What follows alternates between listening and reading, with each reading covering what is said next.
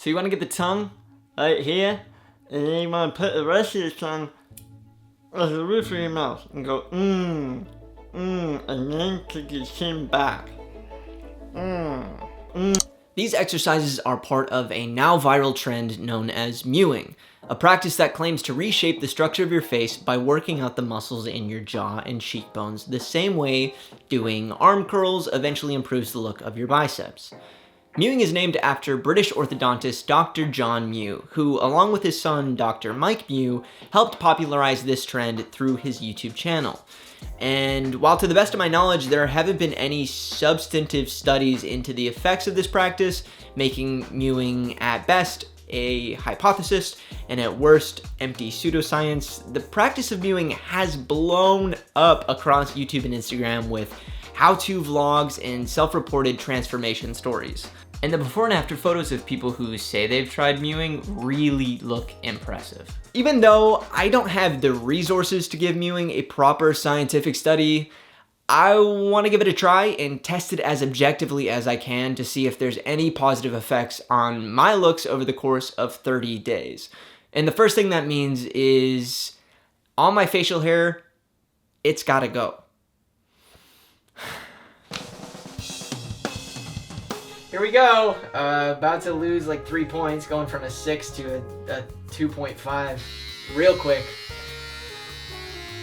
Here we go. Goodbye to one of my few good facial features.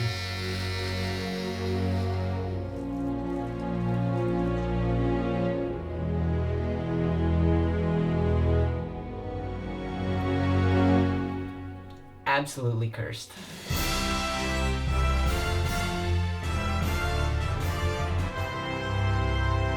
So, how do you mew? The main technique for mewing is to have your lips lightly closed with your front bottom teeth just behind the back of your front upper teeth, without them touching. Next, use your tongue to cover the entire upper palate of your mouth. Place the tip of the tongue right behind, but not touching your front upper teeth. A good exercise is to make the NG sound while thinking about covering the roof of your mouth with your tongue. It's also important to make sure the posterior third of the tongue is engaged in pushing upwards on the back palate. To help do this, you should implement the chin tuck. The chin tuck will help you push your head and neck back into straight alignment with your spine and engage the root of your tongue.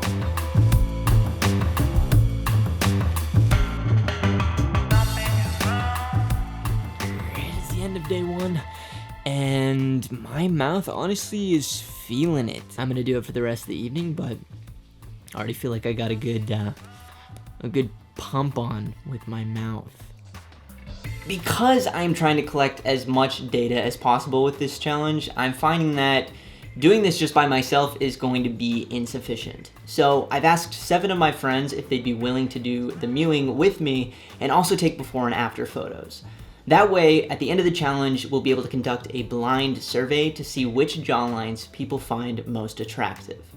Our ancestors ate very hard, rough food. You use these muscles, you'll get reasonable facial shape. And many prepared foods are indeed quite soft, so we do not get this exercise. So we've got to find a tougher diet. I take John and Mike Mew's advice and try to incorporate harder foods into my regular diet. I also start chewing gum regularly to better utilize my jaw and facial muscles, and hopefully as a result improve the appearance of my face. So typically I'm really bad at breathing through my nose. I feel consistently stuffed up, and it's really loud if I breathe through my nose, and it feels very inefficient, so I typically just breathe through my mouth. But right now I'm trying to mew and breathe through my nose and walk up a hill, and it sounds like I'm suffocating. I can barely get enough oxygen, and it feels like I'm running a half marathon or something because I just can't get enough oxygen, so this shouldn't be this difficult.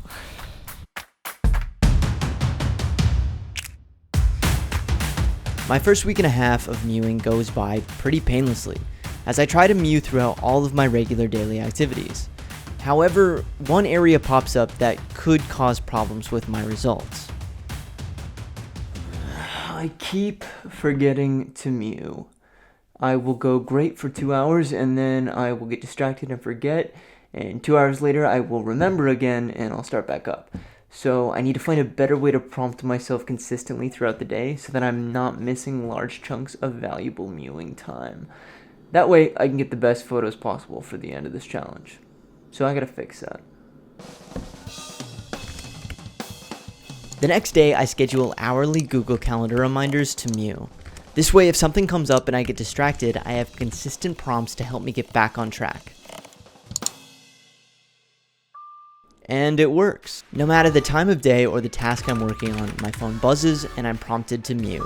And it actually starts to feel more like a habit rather than a conscious chore. I'm gonna be honest, I was a bit skeptical coming into this challenge. And while after 3 weeks of practicing mewing, I'm not sure if there's any difference in my looks, but I am seeing improvements. My nasal breathing, for one, has improved drastically. For the past week, I've been solely breathing through my nose without any problem, which is something I'm not sure if I've ever done before. I'm also more aware of my posture, and I'm working to keep my neck more in line with my spine. Not right now, because I'm hunched over, but typically when I'm sitting and standing, I'm way more attentive to that area. So what I'm wondering is, are these changes I'm noticing reliable points of data and proof that mewing is actually working? And to help answer these questions, I set up a video call with Canada's Research Chair in Health, Law, and Policy, Tim Caulfield. Tim is an author and host of the documentary series A User's Guide to Cheating Death, which skeptically looks at popular health trends and tries to understand why practices similar to mewing become so popular. I think mewing is a good example of the power of a story, right? The power of something that has that intuitive appeal. So this is one of those areas where there really isn't a lot of evidence, good clinical evidence to support it, right? It's almost based entirely on that intuitive appeal aspect to it, and anecdotes and testimonials, which, if you're going to draw away a lesson from this, that's not good evidence. For something like this, what you need is a good clinical trial. You have one group not doing it, one group doing it, and then the assessment of the impact, whether you're talking about the aesthetics or some kind of other mechanical endpoint, is measured somewhat objectively. So I'm 24 days in, and just from my personal experience, I've noticed huge improvements breathing through my nose. I've always been a horrific mouth breather, and I feel like that's changed now, but whether that's just correlation or actual causation of mewing, it's hard to tell. And I'm wondering, is it even possible to know if it's real when all I have is my own personal experience? I get that. And part of what's going on is you're doing something, right? When you do something, when you feel like you're participating in something, that in itself, right, can have an impact, right? And you see that with, diets is a good example, right? You're thinking about what you're eating for a change, and then you see positive outcomes. That's not necessarily the magical diet. That's just because you're thinking about what you're eating for a change. And the other thing to remember is your cognitive biases. We all have them, right? We want this to work. We want something like mewing to work, right? And so we have a tendency to have our confirmation biases come into play. And so we look for websites that confirm that, especially if you've been doing it for a while. You've invested time in this. You want it to work for, please let this work. And so you find sources that confirm that. So when people spend lots of time with something and they sort of lean into their own confirmation bias, is that why we start to see people sort of latch onto these health trends that have little scientific backing to them? Once it sort of resonates with how we think of ourselves, it becomes an incredibly powerful and persuasive message, right? So we have to remind ourselves of that also. It does become part of your identity. And there's a really interesting research that shows that once that happens, it becomes very difficult to change that person's mind. And we all do it. We all do it. And so be aware of how that kind of force impacts your interpretation of the evidence. Always remind yourself, to the degree to which that kind of thinking might have an impact on how you're looking at the available evidence. On day 30, I take my final photos and crop them along with my day 1 shots to emphasize any differences in my jawline. This will allow me to set up a survey to A/B test my results and see if I actually improved the look of my jaw. Once that was done, I got in touch with my friends so I could get their before and after photos and set up a second survey. That was my plan anyway. Do you remember the mewing challenge we were all working on? I did not really do the mewing. I didn't do it. This is the part where I confess to being a bad friend. Did you do it for any amount of days? I did it for 2 weeks. No, 10 days. I did it for 2 days. I did it for 30 days, but I didn't have a day one photo. That sounds so fake. Thanks for taking my call and thanks for being an absolute shit friend. Yeah, I did it. What? Yeah. So my first takeaway is my friends are unreliable and I was dumb to trust them, except for Andrew. Andrew is a gem. Thank you so much, Andrew. As for my mewing survey, that got over 4,000 responses and the results were pretty decisive. My day 1 photos outperformed my day 30 photos by an average of 75 to 10, with almost 20% saying they saw no difference whatsoever. Did these results mean I have debunked mewing and all of its claims? Of course not. In fact, even if all my friends followed through with their exercises, we still wouldn't have properly collected data to meet any level of peer-reviewed scrutiny. But that also doesn't negate the fact that during this challenge, I experienced pretty drastic improvement in my nasal breathing, which is something I've never experienced before, as I am usually a horrendous mouth breather. And while doing these exercises, I feel confident the muscles in my tongue and jaw were activated. What that activation is doing still remains to be seen.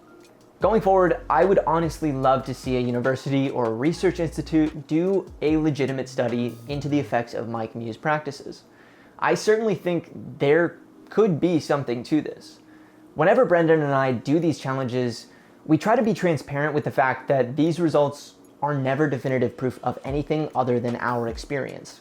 They're not by any measure scientific, and I bring that up only because we are living through a moment where the basics of science literacy couldn't be more important.